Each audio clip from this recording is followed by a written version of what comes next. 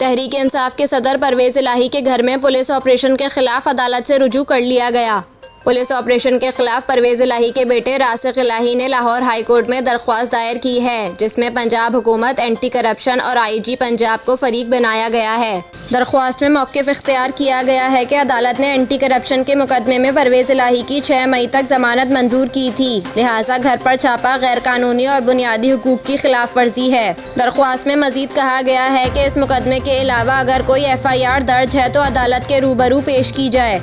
दरख्वास्त में इस्तदा की गई है कि अदालत ज़हूर इलाही रोड क्लियर करने का हुक्म दे और पुलिस को हटने की हिदायत जारी करे, जबकि अदालत हिफाजती ज़मानत की मियाद मुकम्मल होने तक परवेज इलाही की गिरफ्तारी रोकने का हुक्म दे।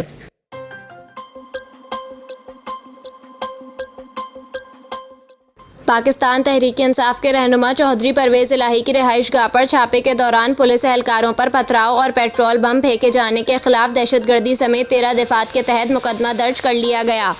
पुलिस के मुताबिक लाहौर के थाना गालिब मार्केट में दर्ज मुकदमे में चौधरी परवेज इलाही समेत 19 अफराद को FIR में नामजद किया गया है। मुकदमा CO एंटी करप्शन की मदियत में दर्ज किया गया है।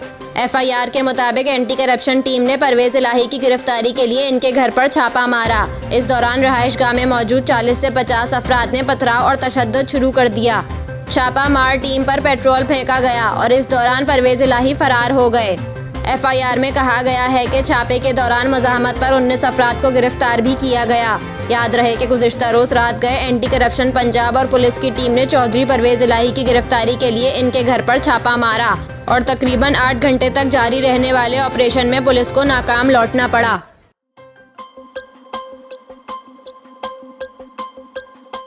पाकिस्तानी ड्रामा इंडस्ट्री की सदाबहार और माजी की मकबूल अदाकारा महानूर बलोच ने हालिया दौर में अदाकारी ना करने की वजह बता दी। हाल ही में महानूर बलोच और अदाकार नौमान मसूद निजी TV के एक प्रोग्राम में शरीक हुए, जिसमें मेज़बान जवेरिया सऊद ने महानूर बलोच से अदाकारी ना करने से मुताल्लिक सवाल किया। जवाब में अदाकारा ने कहा कि पाकिस्तान में रिवायत से हटकर इस तरह के स्क्रिप्ट या प्रोजेक्ट्स नहीं बनते जिससे वो मुतमईन हों या जो इनकी मर्जी के मुताबिक हों।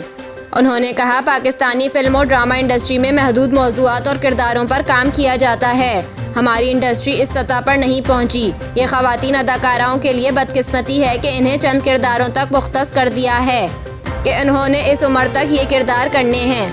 अदाकारा के मुताबिक इंडस्ट्री की उम्र दराज ख़वातीन के लिए माकूल किरदार नहीं लिखे जाते। कहानियाँ वही घिसी पिटी होती हैं। अगर हम गैर मुल्की कैंडिडेट देखें तो वहाँ हर उम्र की अपनी कहानी होती है। हमारे यहाँ अब तक वही कहानी है कि एक था लड़का, एक थी लड़की। महानूर ने शिकवा किया कि मर्द 55 तक भी लड़का रहता है। पाकिस्तानी शोबिस इंडस्ट्री में 60 साल के बूढ़े मर्द को भी लड़के के तौर पर दिखाकर इसे कम उम्र लड़की से इश्क करते दिखाया जाता है, जो कि बहुत ही बुरी और गलत बात है। जब मर्द को लड़के के तौर पर दिखाकर पेश किया जाता है तो ये इंतहाई अजीब लगता है। आज से 10-15 साल पहले ये चल जाता था, लेकिन ये अब नहीं चलता।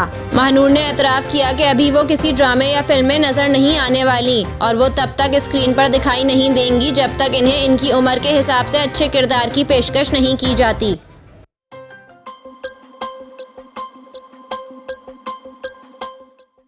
नन्हे मुन्ने बच्चों को देखकर सबको ही प्यार आता है। कभी इन्हें गोद में उठाने का दिल चाहता है तो कभी इन्हें बोसा देकर मोहब्बत का इजहार किया जाता है।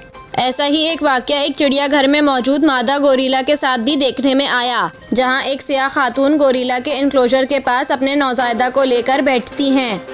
वीडियो में देखा जा सकता है गोरिल्ला बच्चे को देखकर करीब आता है और इसे छूकर प्यार करने की कोशिश करता है, लेकिन गोरिल्ला और बच्चे के दरमियान शीशे की हिफाजती दीवार मौजूद है, जिसकी वजह से गोरिल्ला शीशे पर बार बार उंगलियां रखकर प्यार करने की कोशिश करता है।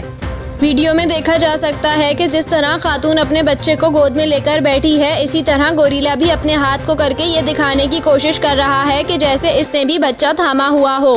मादा गोरिल्ला का बच्चा भी इसके पास आता है, जिसे गोद में उठाकर वो वैसे ही प्यार करती है जैसे सियाह खातून अपने बच्चे के साथ कर रही थी। गोरिल्ला का बच्चे से मोहब्बत के इजहार की वीडियो ने सोशल मीडिया सार्फिन के दिलों को छू लिया है। ये वीडियो किस मुल्क और किस चिड़ियाघर की है, फिलहाल ये मालूम नहीं हो सका है।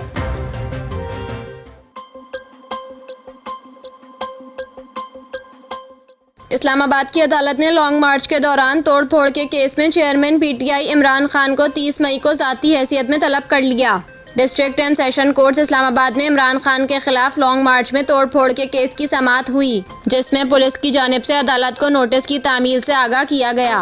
पुलिस ने अदालत को बताया कि इमरान खान को नोटिस की तामील कानून के मुताबिक नहीं हो सकी, जिसके बाद अदालत ने नकूल फराहम करने के लिए इमरान खान को दोबारा नोटिस जारी कर दिए। सिविल जज मुबश्शिर हसन चिश्ती ने इमरान खान को 30 मई को ज़ाती हैसियत में अदालत में पेश होने के लिए नोटिस जारी करते हुए समाअत मुलतवी कर दी।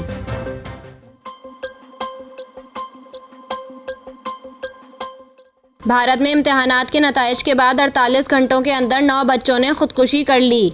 भारतीय मीडिया के मुताबिक रियासत आंध्र प्रदेश में 11वीं और 12वीं जमात के इम्तिहानात के लिए 10 लाख बच्चों ने इम्तिहानात दिए, जिसमें से 11वीं जमात के नताइज 61%, जबकि 12वीं जमात के नताइज 72% रहे। मीडिया रिपोर्ट्स के मुताबिक Andhra Pradesh board of intermediate की जानिब से बुध के रोज़ 11वीं और 12वीं जमात के इम्तिहानी नताइज का ऐलान किया गया, जिसके बाद अगले 48 घंटों के दौरान 9 बच्चों की खुदकुशी के वाक़यात रिपोर्ट हुए।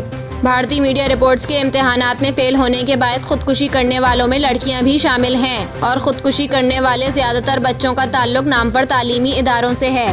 भारतीय सुप्रीम कोर्ट के चीफ जस्टिस D.Y. चांद्राचूड़ ने तालिबे इल्मों की जानिब से खुदकुशियों के वाक़यात पर अफसोस का इजहार करते हुए मुतासिरा ख़ानदानों से ताज़ियत का इजहार किया है और साथ ही हैरानी का इजहार करते हुए कहा कि हमारे तालीमी इदारों में कहाँ गलतियाँ हो रही हैं कि बच्चे अपनी ज़िंदगियाँ ले रहे हैं।